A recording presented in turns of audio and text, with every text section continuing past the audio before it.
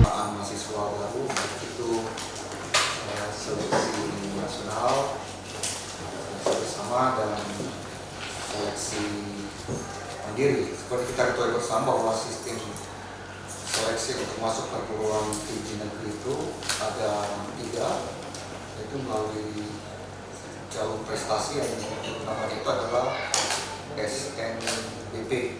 Kemudian yang kedua yang baru dilaksanakan dan kita akan menunggu pengumumannya tanggal 20 itu adalah SNBP basis tes. Nah, yang terakhir yang akan kita laksanakan adalah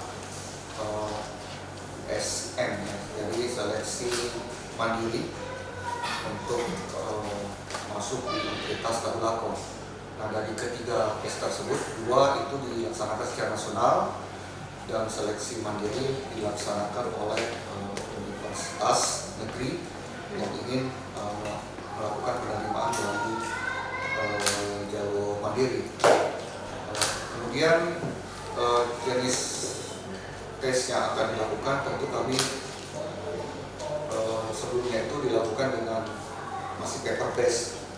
Dan sekarang tahun ini kita akan lakukan dengan berbasis komputer, jadi secara online, dan pelaksanaannya itu akan dilakukan beberapa hari.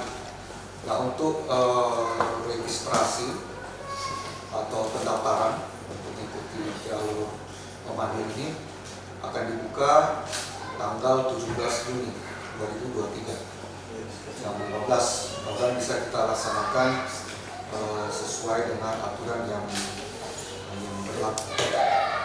Nah, jenis tesnya ini adalah tes kompetensi. Jadi pelaksanaan kami akan pusatkan di gedung media center supaya pelaksanaannya bisa lebih terkoordinir dengan 300 komputer yang ada di sana.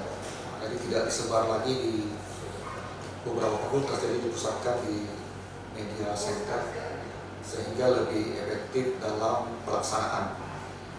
Kemudian itu dibagi dalam 2 sesi sehari, kecuali pada hari Jumat, dan pelaksanaannya itu akan dilaksanakan, mudah kita bisa laksanakan sesuai rencana itu 13 sampai 25 Juli tahun 2023, dan pengumuman hasilnya itu harus dikeluarkan sebelum akhir bulan Juli, jadi kemungkinan 21 Juli. Itu sesuai permen, jadi ada aturannya bahwa kapan kami harus mengumumkan hasil tes secara mandiri. Kemudian jumlah peserta yang akan diterima itu sekitar 2.308 mahasiswa untuk semua program studi, dan itu merupakan akumulasi 30% dari total mahasiswa yang diterima Universitas Tadulako tahun 2023, di mana kita akan menerima di 59 program studi tingkat sarjana dan diploma. Kemudian pada seleksi mandiri ini itu 20% dari total yang tadi akan diperuntukkan untuk mahasiswa yang secara finansial kurang mampu, kemudian yang berasal dari daerah 3T. Sulawesi Tengah ada 3 daerah 3T berdasarkan Perpres. Tahun ini masih berlaku, tahun depan kami tidak tahu. Jadi ada 3, yaitu Kabupaten Sigi, Kabupaten Donggala, dan Kabupaten Tanjung Pinang. 20% itu disediakan untuk yang tidak mampu dan 3T, tentu dengan prestasi yang bagus. Kemudian yang diterima itu adalah lulusan SMA, SMK, dan NA.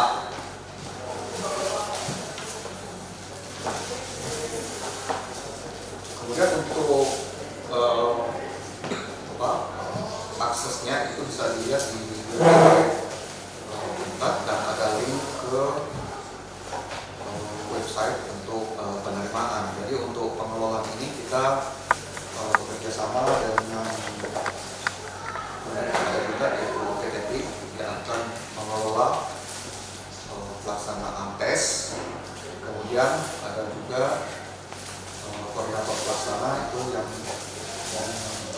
melakukan pengurusan atau pendataan serta proses pelaksanaan tes, yaitu dari koordinator pelaksana motor gudang.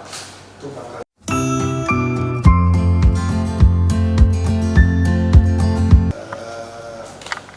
soal itu tes tetap mulai tahun ini kita potensi skolastik yang kita pakai yang mencakup 3 subtes. Ini perlu juga supaya masyarakat tahu untuk persiapan. Jadi tetap skolastik seperti UTBK. Jadi isinya itu literasi bahasa Indonesia, literasi bahasa Inggris, dan literasi matematika. Jadi sudah dalam aturan itu soal sudah sama, ya sudah tidak ada lagi yang berbasis mata pelajaran tertentu. Jadi tidak ada lagi beda soal seperti tahun lalu antara campuran dengan saintek sosum, tidak ada, dia sama semua. Sehingga waktu ujian baik yang dipilih itu apapun tetap sama. Kemudian sudah di setting di aplikasi bahwa program studi yang dipilih itu bisa sampai 3, bisa 1, bisa maksimum 3. Nanti akan di ranking berdasarkan urutan pilihan. Tentunya pilihan pertamanya dulu yang di ranking. Kalau belum masuk di ranking pilihan kedua dan ketiga berdasarkan kuota masing-masing program studi yang sudah ada disesuaikan oleh pelaku. Saya kira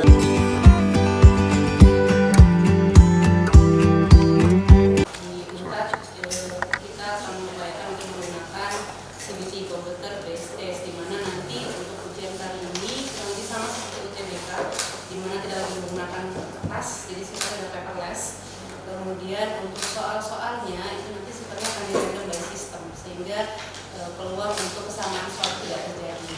Kemudian juga dari tingkat keamanan soal juga bisa terjamin. Itu dari sisi teknis pelaksanaan CBG.